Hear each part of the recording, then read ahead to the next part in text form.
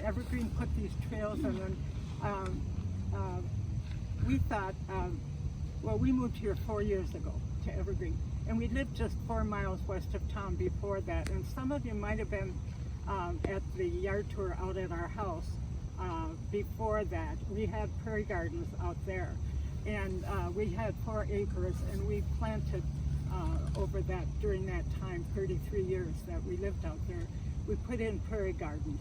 And that was a very different animal because those were seeded. And when we moved here, well, we have gardens. We've got a patio garden. You know, everybody can have whatever gardens they want. Evergreen is very welcoming to whatever you want to do with your little plot of ground that you have by your patio, as we have. We live down along the creek down toward the other end. But anyway, as we were walking on the trail, I noticed that this berm, for some reason, particularly this end, was quite bare, except for the cedar trees here in this end. And so, of course, right away, you know, I thought, well, I wonder if that could maybe be a prairie garden. And I had met Barbara Bolus, who is the chairperson of the Residence Grounds Committee, and I knew that she liked native plants. And so I asked her whether she thought we could ask Evergreen about putting in a prairie garden here. And she said yes. So she asked, and they said yes. And that very same fall, because the grounds committee had a budget, we got permission to put in a prairie garden here, so we could buy as many plants as their money that they had would hold up. And so, being fall, we got the plants from Prairie Nursery. We got plants for sunny area. You know, you do as you do for a native plant garden. You buy plants that will do well in the light that you have, in the soil that you have, in the amount of moisture that you have.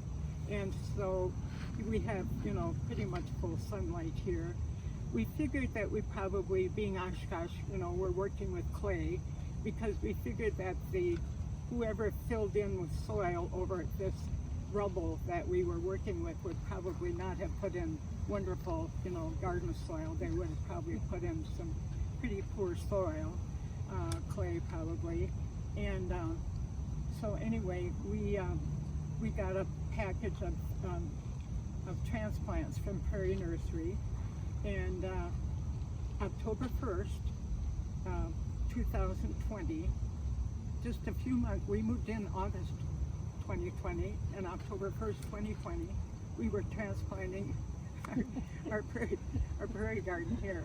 And we had help from Ed, of course, and from several members of the grounds committee, and from some of our family members. And they did well that first spring. I think we had all but maybe, I think it was the shooting star, I guess, didn't make it. Shooting stars didn't make it. They were bare roots, as I remember, so they weren't looking good when we put them in. But anyway, everything else did really well.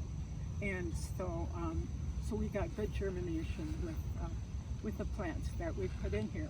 And so the grounds committee was all in favor of our putting in another order, which we did. And so we thought, okay, you can,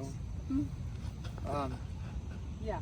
So the grounds people up here, they sort of cleared this land for us, took out some of the old basic stuff that they did, and they mulched everything for us. Oh. So didn't have to repair everything, and it was kind of loose material. And that first year we did this whole west side, from the corner here all the way to where those that's the yellow flowers is. That's not ours. That's beyond us here. Yeah. Oh. Yeah. That probably some years ago, somebody might have planted 2 or 3 little sweet yellow black-eyed Susans. And that we have to do all we can to try to fight that back. Yeah. It's just, that is not ours. We did as far as we could toward that. That's how far our money lasted that first year.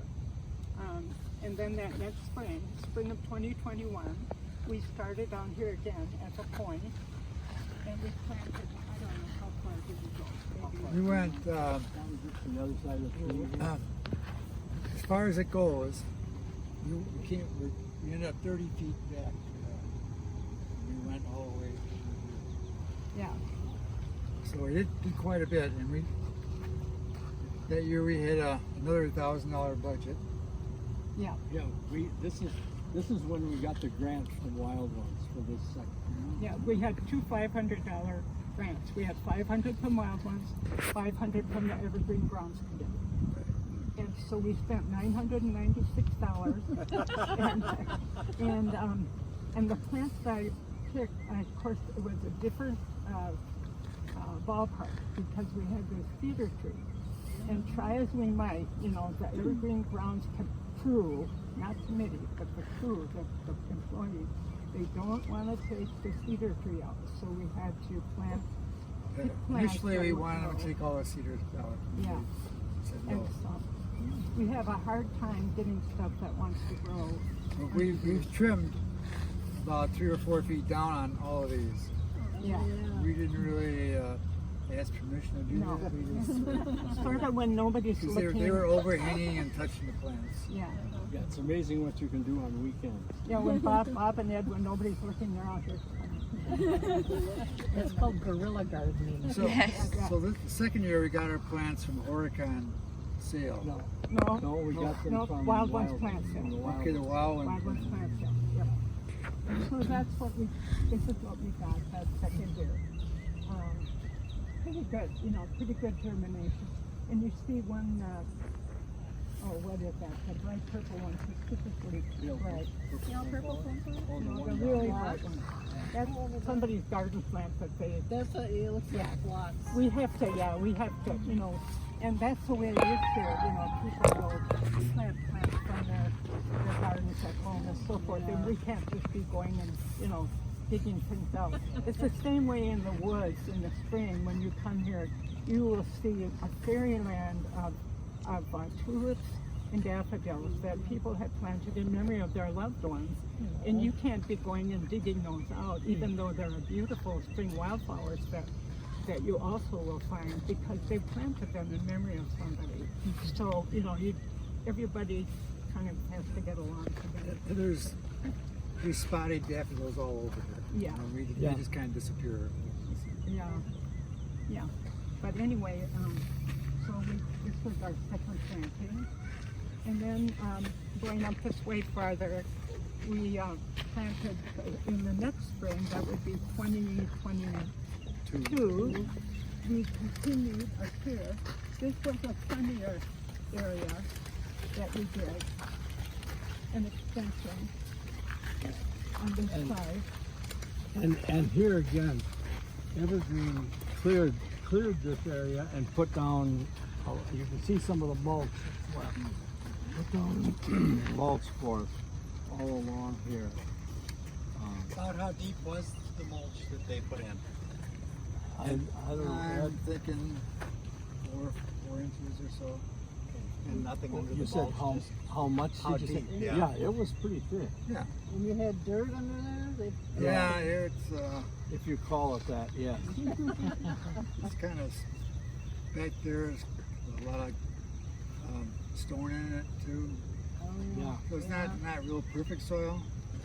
Well, when we were planting, we would lay out we'd lay out the plants that we would get, and then people, so people could come and plant them. But you had to kind of move around because you'd find chunks of concrete and you'd find pieces of rebar and you'd find whatever in there, so you had to move around to get a place for them to plant them. You can tell there's a difference because if you look at the prairie drop seed that we have along here as a border, some of it is growing much better than others. On the hill here, it's Yeah. Oh, yeah. So you can notice that.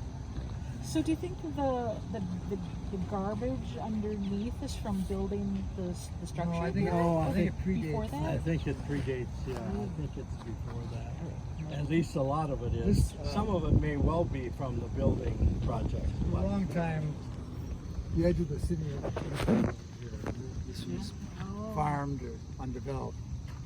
And if you look across there's some evidence of rubble and stonework. There's stories that there might have been a bridge across here, a stone bridge. It might have been taken out and just dumped here. Okay. Because, yeah, there's stonework like that on that side, and there's some over on this side. Oh, okay. So, Along the water there, when we came, there was probably 10 feet of wheat canary grass growing right along there. And we started taking a little bit out as we went along. And if you don't do anything, it'll come back. So we're trying to work our way toward the water and eventually get all the way down there. And that's it, right on the edge there, the weed tree. yes, yeah, that's reed canary grass. Yeah, I've got that. We didn't want us to just take it all out right away because it was holding the Holding weed. the That's what we were shoreline, told. you know. So, So you need something to hold that shoreline. yeah, so we, have to, go along with what we're going to. Did you have a written blueprint for where things were going to go, or did you just kind of sat them down and say, "Oh, that looks good there"? Yeah. The ladder. Okay. Well, you know, kind of. We knew, tall, short, and sun and shady. We And just walked around that, and yeah. Yeah. placed them here. Other there. than that, we kind of placed them Yeah, down. there were some plants we planted in groupings, like three of Yeah. one kind. Some that goes next to what's next to it. Yeah, in that way, yes, we had a plan, but there wasn't any blueprint that said you have to put this one here and no specific spots. Well, the plants don't seem to mind the soil. Yeah, One thing, there's quite a difference between this and what we have in our prairie garden at our house, and what some of you may have between this and transplants. And you'll notice blank spaces in between the plants. I mean, when you set out a garden of transplants, you leave blank spaces in between. Well, of course, what happens with blank spaces immediately weeds grow in between. So we have to do more weeding with this type of garden, which is hard for us because we don't live right here. We live way down the way. And so the weeds can immediately get ahead of us easily, but we do our best. But especially thistles and of course buckthorn. And then as you may or may not know, certain native plants can be invasive. We knew that out at our house. We found that out with stiff goldenrod, which is a beautiful plant. We found it out here. The first year, there was a plant way down on the end. We thought, oh boy, that plant is doing well, beautiful. The first year was a bright yellow. It bloomed all summer. It was lance leaf coreopsis, which out at our house had, been sprinkled around here and there, very nice. Here, that first summer kind of spread along a little bit. Well, the next summer it spread all along, and then the next summer it was spread along this way and widthwise. And so now we have to pull it out, and that's what some of the blank places are, because it was covering some of our wonderful little plants like butterfly weed and some of our other plants that we treasure and want to grow. And so you've got to, the point of it is you got to be on your guard about your native plants too, because if they're really looking better than you ever thought they would, they might become invasive. So be careful Kind of about kills that. you to pull that stuff, doesn't it? Mhm. I have that problem too. Yep. Yeah. So And I don't when- feel like digging it up and giving it to somebody else. It's Yeah. a lot of work. Well, and like they tell you sometimes when somebody says to you, oh, wouldn't you like some of this pasta? You know, it's just beautiful. It does so well. Maybe it does a little too well, so beware, you know, but whatever the plant is. Along this path there, over time, a lot of volunteer plants start growing on the edges out a couple of feet. It yeah. gets pretty thick in here, so we try to come, 2 or 3 times a summer, just weed that a little bit out, try to get up to the drop seed. And along here, some nice plants started growing. Spiderwort, and I took some of those in my own personal garden by my house. So, and if you look behind us right here, these Yeah, the these little blue stem right here. Yeah. Those are all volunteers. Oh, Yeah, So pretty healthy, yeah. you find a place they like it, then you can grow. yeah. And of course, we could take some of these volunteers that are good and put those in some of those rain places too. And we did that the first couple of years. Yeah. Yeah. Take a little plant like this and put in your spots. Well, that's another difference too, I think, between if you, like I said, had been visited somebody who has a prairie garden where it was seeded. There's a higher proportion of the native grasses than you see here. We certainly did plant native grasses here, but you really don't see that many of them, as many of them proportionately as you do in a seeded native plant garden. And I kind of wish we had put in even more because they do help hold up the native forbs. Yeah. And I guess we would have had to do what, say half and half, maybe grasses to the But forbs. just in here, you can see some of the blue stem kind of Yeah, Yeah. we're seeing getting a little now. bigger plants now. So I guess if we were gonna, and in fact we have done that when we buy some more plants to add, we have done that with grasses. In particular, we've added some grasses here and there. Now I guess, let's see, I said we planted 2023. And we went up to about, what, maybe about up in here. You can run a little further. Maybe just past the bench.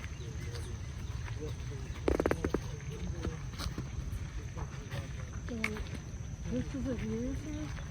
No, that is not ours. But, how about Well, on the if you side want of to the start path? it.